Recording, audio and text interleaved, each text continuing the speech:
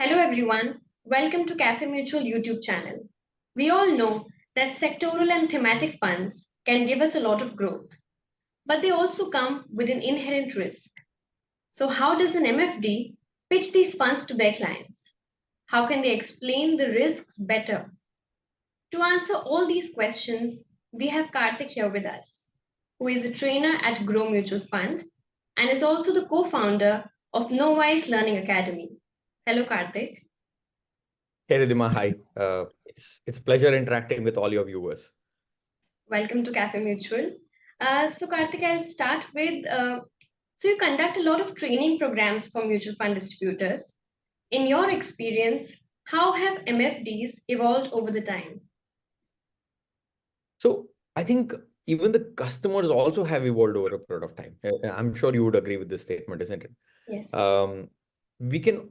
There was a time I remember when I was in the industry selling mutual funds, and then subsequently got into trainings, interacting with distributors. Selling one single mutual fund application was a task, and the general pitch used to be, why don't you try with one SIP?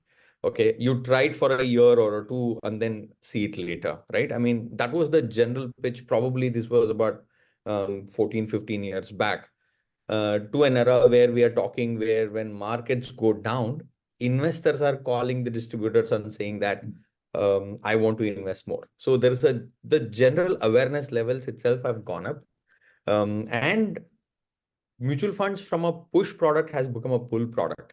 So this has actually given a lot of headroom for a mutual fund advisor to give holistic solution to investors rather than selling a particular product. So I personally think this is one very interesting change which has gone through, and people are loving it, right? That's one. And then the second one, again, all thanks to COVID, the technological implementation. The biggest challenge for an individual distributor was, running around to multiple places, collect the application, get it processed and everything, right? I mean, we all have that limited time. And imagine if 60-70% of the time went away in operational process, all thanks to implementation of technology. Large number of people have adopted to this particular change. And this has really saved good amount of time. And then now they're able to focus more and more towards meeting customers or probably getting new business, do customer engagement programs. So multiple doors have been opened up. So I personally think these are the two very fantastic changes which has happened. And I'm sure the distribution community is loving this. So my next question is that what are the three things MFDs need to do to create a future-ready business? Yeah, so I wouldn't, without sounding too preachy, I can just share out of my experience. The way knowledge or the information is disseminated is actually changed a lot in the last couple of years, I would say. Right? I think even a common investor is aware, has more information in hand. So handling such, like let's say awakened customers itself is a bigger challenge. So I think if I'm someone who is dealing with such customers, it's very important for me to stay ahead of the curve. So that means equipping myself, or like let's say ensuring my clients are really satisfied with my answers and everything. So that ensures staying ahead of the curve. That is one definite need of the hour. And second is not having a single product dimensional approach, right? I mean, I'm into mutual funds, I'll sell only mutual funds. We need to have that holistic approach. So when I say, okay, I will plan for my finances, or where we conduct even a financial plan for my customer, taking care of insurance needs or risk management needs or the investments needs, and then how do I really construct the portfolio so that customers' financial goals are being met. So I think that holistic approach is the second thing. And then third and most important element is streamlining the whole process, right? I mean, now we have started adopting to technology. Like we have started focusing lesser amount of time on operations. How can we streamline it? How can we say that, okay, we are a professional setup delivering these services? Because now we need to really step up the game and saying that, okay, from an individual operator to a professional setup. I think these are the three main things what I personally feel, that if three things are in place, I'm sure our business would be future ready. Hmm. So Grow Mutual Fund has recently launched its Grow Banking and Financial Services Fund. What are the three opportunities that this sector can offer? See, to put it in simplest possible way, uh, for an economy to grow, the dependency on banking financial service sector is quite immense.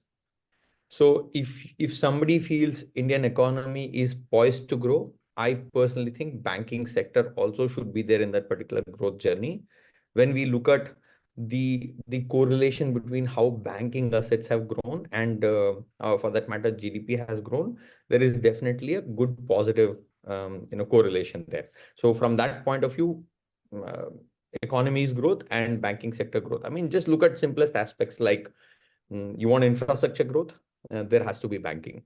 You want housing sector to grow, there needs to be banking. I mean, in simplest possible way, the more and more banks and NBFCs lend, that really propels the growth of the economy. We have seen that in the past. So that is definitely one point. And then second one is the way the banking, not just when we say banking, it is not just banking. There are multiple subsectors, right? I mean, look at insurance. There is asset management and like let's say there's fintech and whatnot.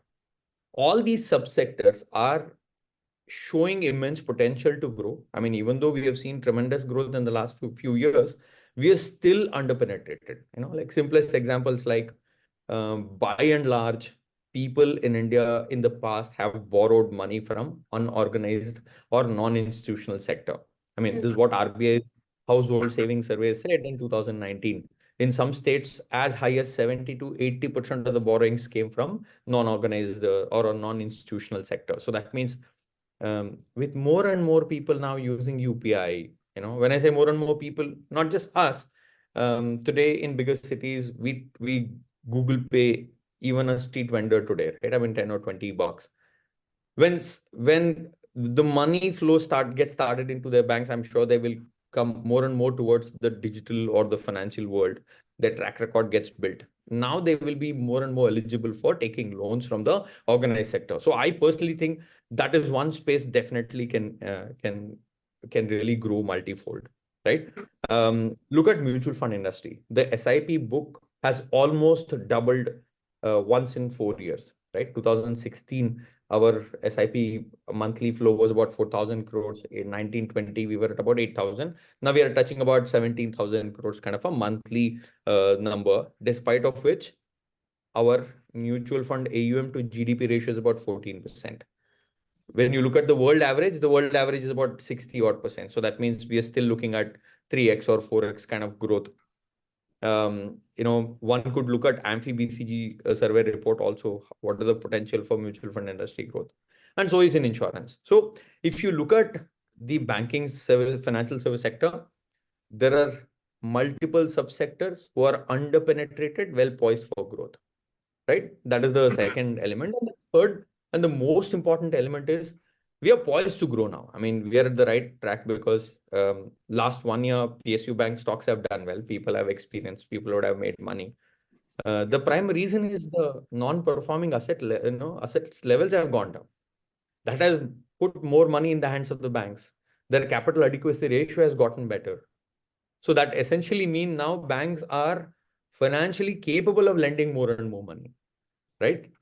So I think these are the three main reasons why there is potential, and not just potential, there are opportunity for BFSI as a sector to grow in line with the economy, or maybe it has a potential to outperform the economic growth itself. That's what I personally think. And considering the complexity of banking and financial services sector, how can MFDs simplify the narrative around it?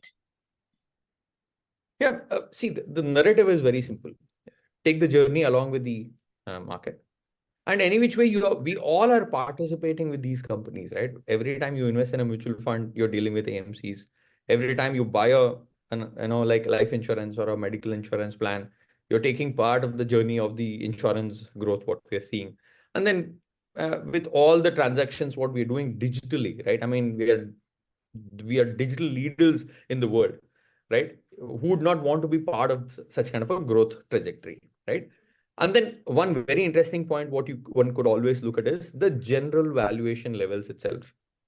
Um, Even though the market seems like the fear psychosis of saying that markets are touching all-time high and we are scaling new heights and etc.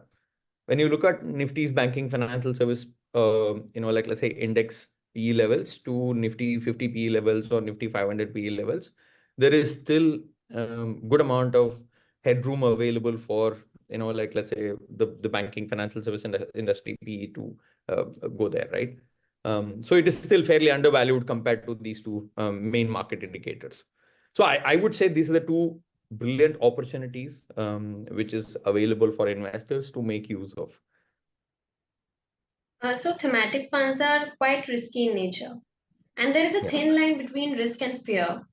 How can Yeah. MFDs explain their clients the risks that come with it? Yeah, I mean, sectoral funds, thematic funds generally tend to be more riskier compared to other funds. There is no second thoughts about it, right? I mean, it's also the simplest logic is um, we end up following a particular sector. I look at, okay, this year, by the end of this year, I look at, okay, this is the best performing sector. Let me put my money. Most likely next year, that sector might have ended at the bottom. So we always see that extreme volatility in those sectoral or thematic biases. But when you look at it from that way, yes, it can be definitely risky. But what I would want you to probably understand here is when you look at banking financial service sector, the BFSI as a sector whole, including all the subsectors, it has 35% plus kind of weightage towards in Nifty 50 stocks, Hmm. right? I mean, so essentially, it is going along with the economy, it is going along with the markets. Um, so from that way, you could say that it's slightly different from the regular sectors. And then also the performance of these subsectors may not be in the line of the general understanding of the sectoral movement itself, right? I mean, sometimes some sectors have done really well. Subsequently, when one particular subsector was doing well, other subsector has not done well. So that means even within banking financial service sector, the subsectors are the ones which provides this opportunity for you to really provide that alpha to the investor, rather than saying that put all the money in all the subsectors in a uniform way, and then there's an opportunity for us to make money. So definitely the sectoral or thematic risk might be there, but subsectors provide that opportunity. So that's how one could always look at it. If managed dynamically, there is that potential. Hmm. And lastly, I would like to ask you that there are many banking and financial services funds in the market. So, what should the MFDs tell their clients while if they have to sell an NFO? How can they go about it? Yeah, I mean, there has to be a USP, right, for any product. When you look at the index itself, right, the index has higher weightage towards banks, right? And then, so that means if I'm investing my money out of 100, a large amount of money is actually invested towards banks. And then that too, the higher weightage is actually going towards large cap. Hmm. So when we look at this subsector breakdown, like I just mentioned earlier, when other subsectors are providing that opportunity, for example, if there is an opportunity at, let's say, AMC level or insurance level or fintech level, why not make use of those opportunities, right? So this particular fund, the whole objective is not to be bank centric portfolio, rather, like let's say, based on the situation, based on the economic scenarios, there will be a dynamism involved in terms of selection of subsector. So that's the investment objective of the fund manager. That is one.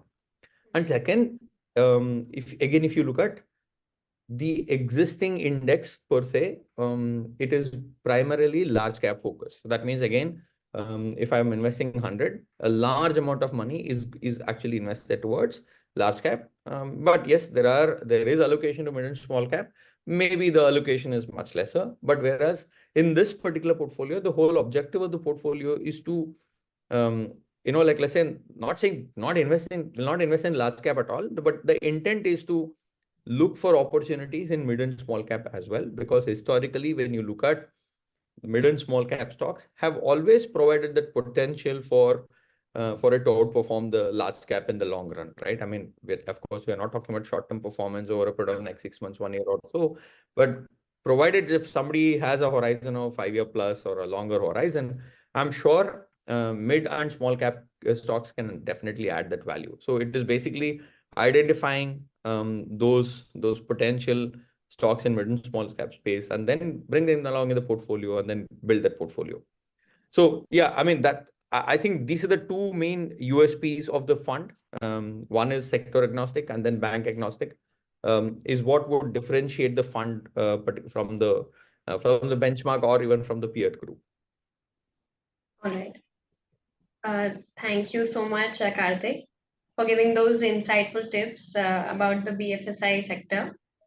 And that is all from this session today. Thank you.